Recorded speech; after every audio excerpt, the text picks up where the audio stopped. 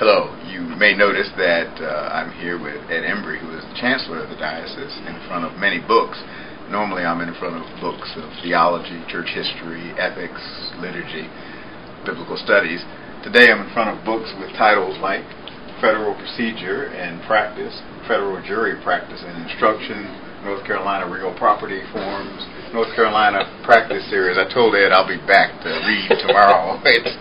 We're here at Moore Van Allen with Ed Embree, as I said, our Chancellor, and we're going to sit down and have a conversation with Ed so that you can meet the Chancellor and learn a bit about what he does as Chancellor and how he exercises his faith in life. We're continuing our conversation with Ed Embree, Chancellor of the Diocese. Welcome, Ed. Thank you. Tell us a little bit about your work as Chancellor. What does the Chancellor of a diocese do? Well, I am the canon says someone learned in the law, which haven't heard that term most places, but I am in fact general counsel to the diocese. I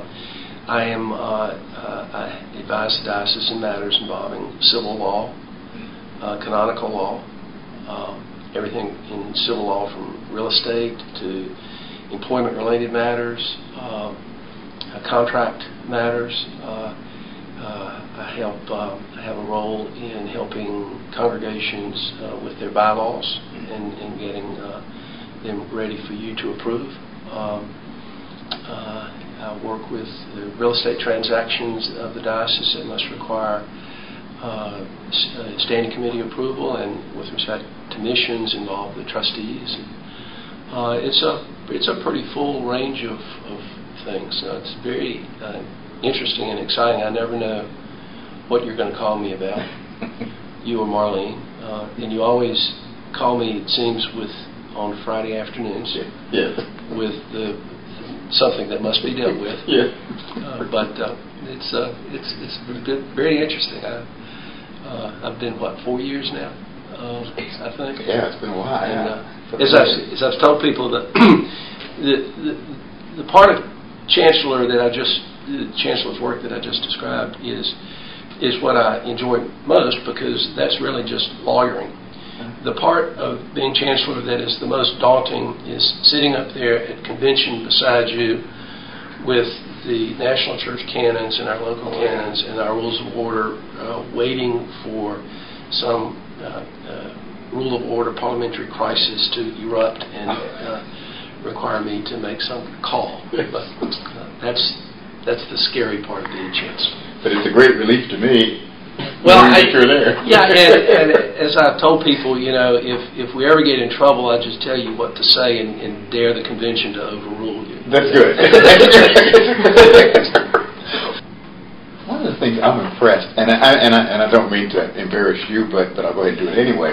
But is that you offer yourself and give yourself. I mean, you don't get paid for doing this. Why? Not why don't you get paid, but why do you do it? Well, it's interesting work. I mean, at this stage in my career, I can sort of pick the work I want to do, and I don't have to take everything. And this is particularly interesting work.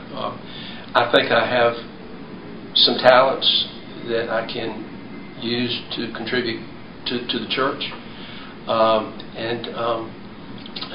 it's very eclectic legal practice, and I like that. I mean, it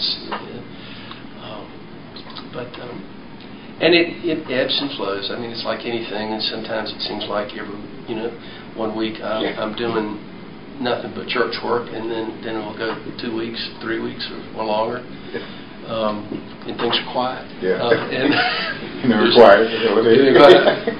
When's the bishop go call it?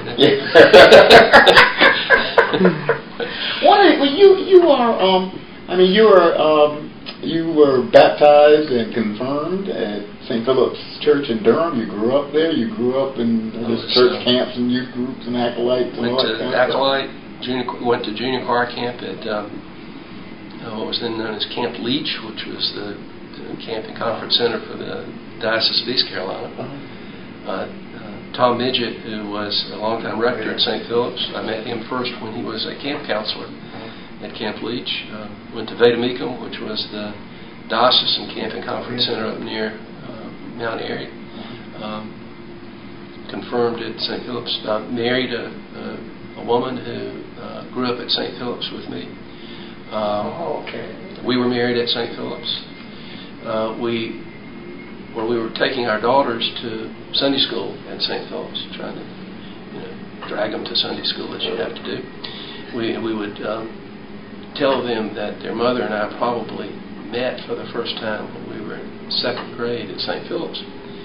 And of course, we were talking to them when they were in the 2nd, 3rd grade Sunday school at St. Philip's, and it just horrified them because they just look around their room, Is this the church? Oh my goodness, it's going to happen to me. But my oldest daughter was married at St. Philip's 5 years ago, so St. Philip's is. I've been a part of St. Philip's for a long, long time. And it's a part of you. Yeah, and a part of.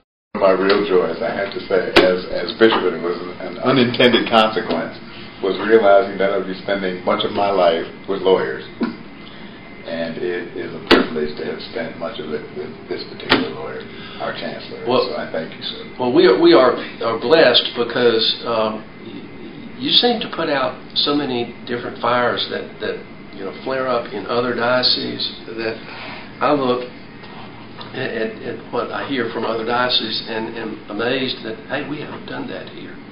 We haven't had that issue. I tell people that whenever the rare Title IV question comes, Title IV is the disciplinary title for governing clergy, that we always have to sort of scramble to figure out what it is that we're going to be doing, because we so rarely have a Title IV issue that we're rusty. We're rusty, yeah. And good. Thank God that we're rusty, and that we have to, sort of reinvent the wheel. If we had a smoothly functioning, well-oiled Title IV machine, that would indicate bad things. Keep it rusty. Keep it rusty, exactly. Well, we've got a good diocese. We do. And you are one of them, sir. Thank you. Thank you.